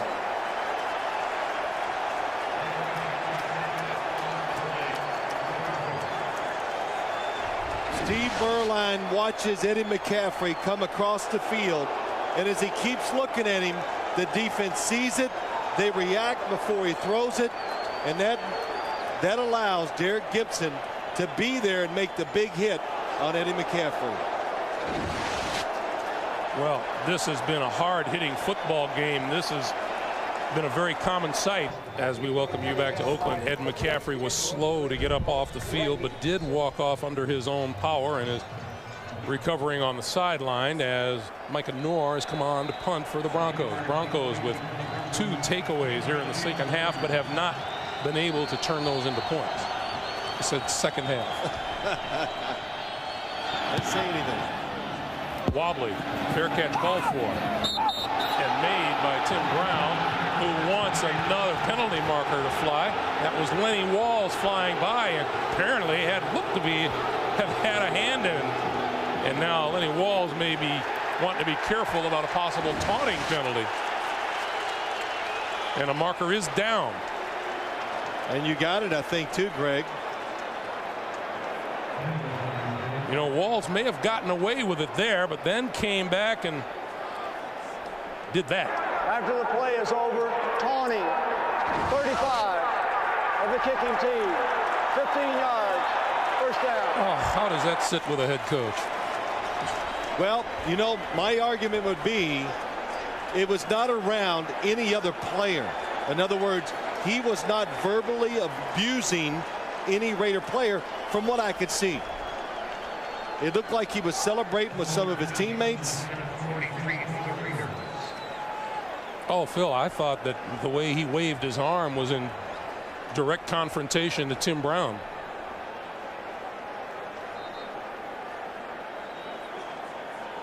But the line of scrimmage will be the 43-yard line of the Raiders. Shanahan not at all happy. Still plenty of time here in the fourth quarter. Charlie Garner looking for running room on the right side. Cuts inside midfield. First down yardage and more. Inside the 40 of the Denver Broncos and a first down. For those of you expecting to see 60 minutes, you're watching the NFL on CBS. The Denver Broncos and the Oakland Raiders. The Raiders leading at 21-16. Greg Gumbel with Phil Simms and Armin Katayan. 60 minutes will be seen immediately following this game, except in the Mountain and West Coast time zones. Charlie Garner just waited and waited. The Oakland Raiders offensive line stayed with their blocks, and that's why he finally saw a hole to get a first down. Wheatley, left side, running room, 30, 25 to the 20, and another Oakland first down. 17 yards on this pickup. Boy, that's just winning the battle at the point of attack. That time, Roland Williams, Barry Sims, Barrett Robbins all make good blocks up front, and the big guy finally got some room to run. You look at our game summary, the Raiders with 282 total yards. And until this drive, the Denver Broncos had had the best of things since late in the second quarter. Garner to the 10, to the 5. Before he reached the end zone, he is ruled down inside the 1-yard line.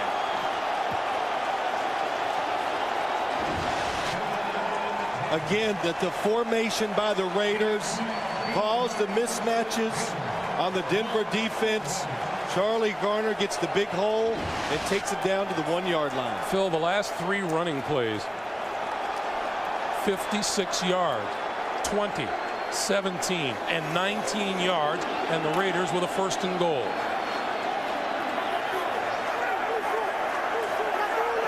Oakland churning up yardage on the ground for a change. Zach Crockett and Ritchie in the backfield. Crockett bounces off and gets back to the line of scrimmage. Al Wilson was the first man to hit him, and what a hit it was. What a hit. Just watch Al Wilson, 56, make the hit on Zach Crockett. Zach Crockett, how smart. Protects the football and bounces outside. Still doesn't get to the end zone. I'd say the Raiders prepared well for the play we talked about, Greg. Second and goal.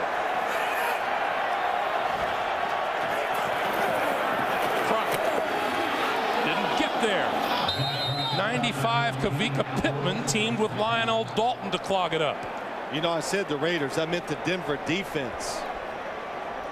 We talked about the favorite running play that they love to do when it gets down inside. Mo Collins pulling, just nowhere to go.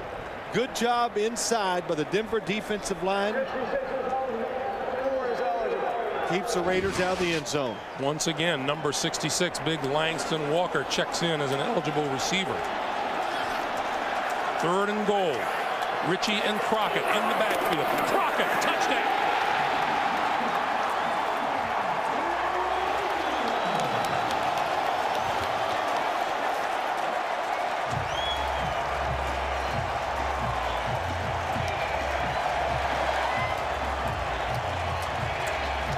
Well, John Ritchie never gets a chance to carry the football, number 40, but he is a really good lead blocker. But that time the work was done by Barrett Robbins, Frank Middleton, Mo Collins. They allow Crockett to get in the end zone. Janikowski is good. 6:58 to play in the fourth.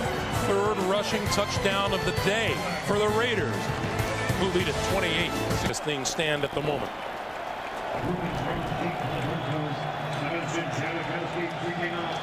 Ruben Drones deep. Will take it at the 2. And barely gets back to the 20-yard line before he's brought down. John Ritchie with a hit. 2 touchdowns today, 7 yards rushing. And he's got 7 rushing touchdowns this season and a total of 46 yards total on the year. And that's defining a role. That's what the coaches have done for Zach Crockett. Berline with time throws incomplete.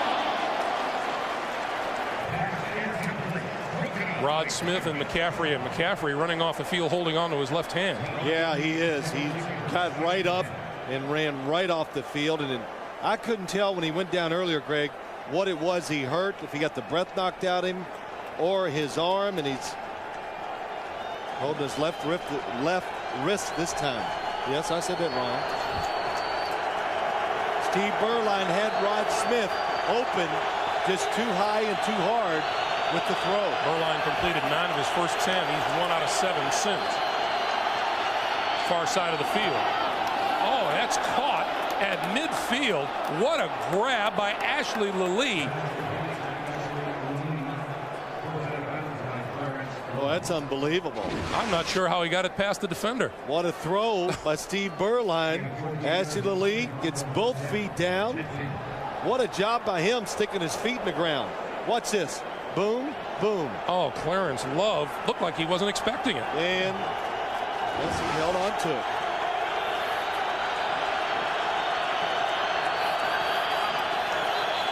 Movement. And penalty markers fly. We welcome those of you who watched Cleveland knock off the Baltimore Ravens 14-13. Greg Gumbel, Phil Simms, Armin Katayan in Oakland, where the Raiders lead the Broncos 28-16, coming up on 6 minutes to play in regulation. The Raiders jumped out to a 21-0 lead.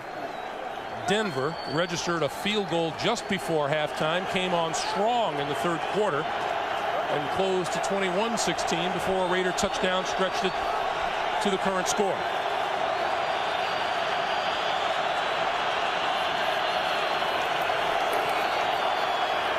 Berline, far side of the field, incomplete and almost intercepted by Love. Pass intended for Scotty Montgomery.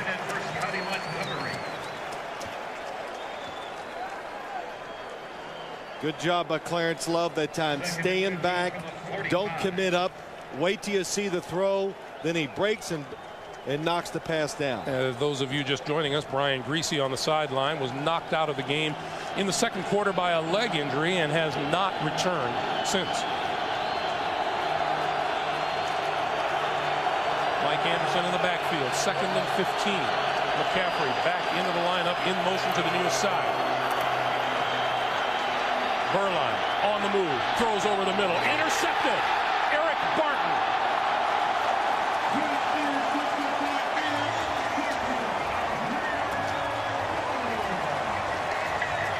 As soon as Berline let that one go, you could see there were an awful lot of Oakland Raiders in the middle of the field. Greg, that's what it was. The Raiders in a defense where they can watch the quarterback. Nobody takes their eyes off the quarterback. Look at everybody looking into the backfield. So they go on Steve Berline's motion. And when he moved, they moved. Everybody there. Eric Barton makes an easy interception. There are about 7 jerseys in the middle of the field. And Berline sees another chance, possibly go by the boards. Well, Steve Berline knew it. He's willing to take the chance. You're down 2 touchdowns. He tries to force it in there, but Eric Martin, playing smart, makes the interception. Barton's second pick of the season. Wheatley in the backfield as we are now down to 5:39 to play in regulation. And the Raiders will look to run some time off the clock. Wheatley across the 50 and into Denver territory. Well, as you look at this football game, the Denver Broncos, you fall behind 21-0. You make a terrific drive before the half ends. Then you create and get many opportunities in the second half. You don't take advantage of all of them. Usually you can't, but that's what you needed to do because you fell so far behind. And the Oakland Raiders, they hang in there. They make some good plays. They've won a different way today. It's not the dazzling passing game. They've run it, played some good timely defense. Wheatley cut down at about the line of scrimmage, and this has been a really up and down season for these Oakland Raiders. They started out with a 4-game winning streak, then lost their next 4 games, got back on the winning track against the Denver Broncos, won 5 in a row, lost last week to Miami, and now today are presented with an opportunity to clinch the AFC West title. You know what they're doing? They are definitely getting battle tested, and that's what's happening to a lot of these football teams in the league. And they're playing so many tension-packed football games. It is like the playoffs, so it just makes them better prepared and ready to go into the postseason if they can make it. Gannon just barely gets the snap off in time, pulls it down, throws over the middle, complete to the 40-yard line. Charlie Garner has a first down. Boy, Rich Gannon, it's not about scrambling. It's like a clinic when you watch him. You'd like to show film on him to young quarterbacks in the league. Just keep moving, find a little space. That's all you need, and sooner or later, talent down the field will come open. Dejection beginning to set in on the Denver sideline. Charlie Garner, 91 receiving yards today. It's a season high for him. Wheatley back to the ground game, and the clock continues to move. 3.5 to play in the fourth quarter. Let's get an NFL Today update from New York and Jim Nance. Jim. All right. Thank you, Greg. We can eliminate a team. The Baltimore Ravens postseason hopes dashed here with a late touchdown pass from Couch to Mark Campbell, and then the Hail Mary attempt here at the end. Blake picked off, and the Browns win it in the final minute. They have some slim hope still. Let's go back to you. All right, Jim, thank you. So add the Baltimore Ravens to the Jacksonville Jaguars and the Buffalo Bills, who were knocked out of postseason play today. Wheatley to the 35.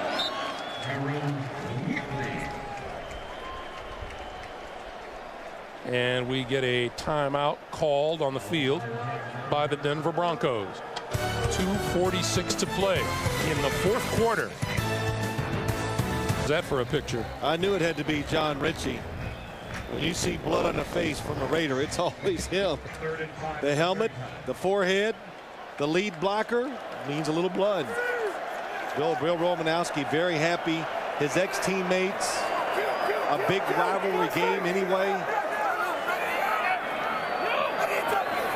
3rd and 5 on the draw. Wheatley to the 33. And timeout is called. Stop the clock at 2:40 to play. You know, teams, coaches, and players, Greg, we talked to so many of them before this game. They all want to be part of it because the thrill, the emotion, just the electricity, whatever you want to say, it's everything you can imagine as you practice, go home at night, and prepare to play a game like this. And when you win, it's everything you think it's going to be. But you don't think about the other side, how bad it is when you lose.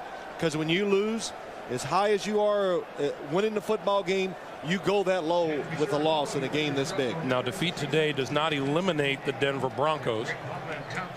Yeah, I don't know what situation it puts them in, but it can't be great because I don't know how they're going to do it. Tiebreakers with so many other teams that could be involved, but I know they were under the assumption that they knew they probably had to win today to get in the playoffs. I want to remind you all that 60 Minutes comes your way after the game, except on the West Coast. 4th and 2 Wheatley in the backfield.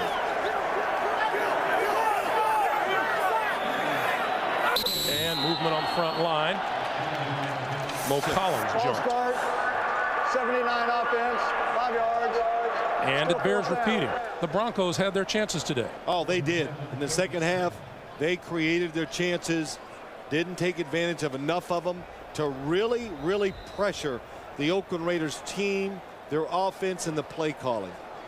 Brian Griese on the sideline came in last night and said all the talk has been that this would be the defining moment of my career to this point. And Brian Griese said, and you know what? They're right. Yeah, I have to admit, I was shocked he said it. I didn't think it was all going to come down to him, but he was under pressure early and just couldn't make it happen. Leckler's punt. Oh, what a nice kick. Bouncing down and on it rolled past one of the Raiders and into the end zone for the touchback. 2.5 minutes to play. Here's what's happened here today. Zach Crockett, the first of his rushing touchdowns in the first quarter, and then Rich Gannon scrambled for a 3-yard run. When Charlie Garner caught this 8-yard touchdown pass, they were up 3 touchdowns, and after a field goal, Burline's TD run made it 21-10. Clinton Portis made it 21-16. The 2-point conversion attempt failed, and then Crockett came back for the touchdown run to bring us up to where we are now at 28-16. 2.5 minutes to play. The Broncos down to 1 timeout, and they're at their own 20-yard line. Burline throws deep. Lilly made the catch inside the 35-yard line. Clock continues to move. 2:15 to play. Steve Burline gets out of trouble, looks down the field. Rod Woodson misses it. Anthony Dorsett can knock it down. In a situation like this, you should never give up a long pass if you're a safety. The pass is Shannon Sharp, and I believe we had the 2-minute warning before the snap of the ball. Let's see. False start by the Denver Broncos, I think. False start on the offense. They were not set. 5 yards, first down.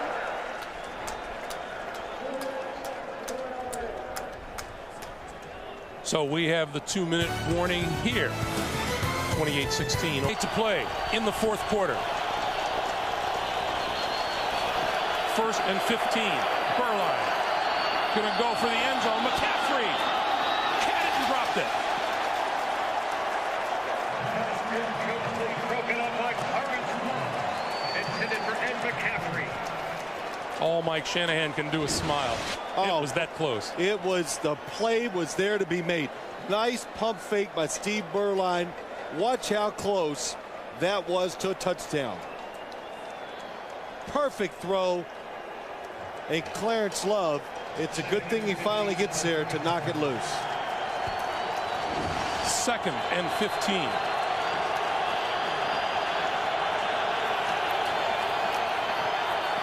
Sideline, his receiver slipped. It'll be 3rd and 15. Ashley Lee went to the turf. Let's go back to something you and I were discussing during the timeout. We had a conversation when Oakland led 21-16 and Denver decided to go for 2 and it failed.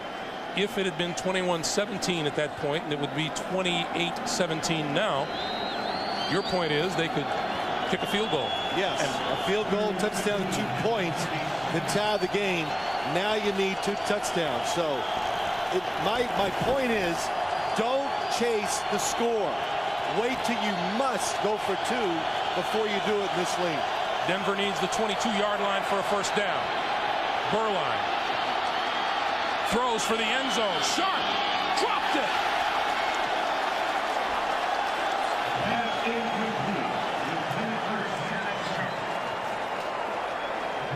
Greg, I think you're right.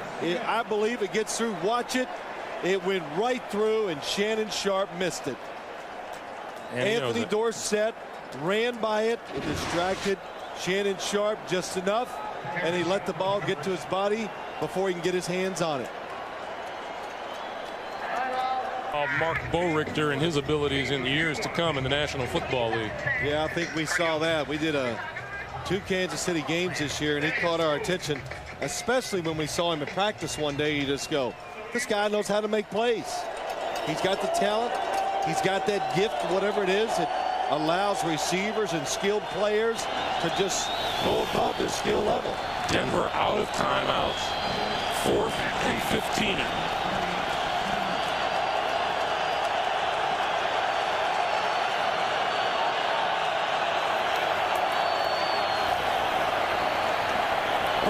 Throws, and that's complete to Ashley Lilly, and he has a first down at the 20.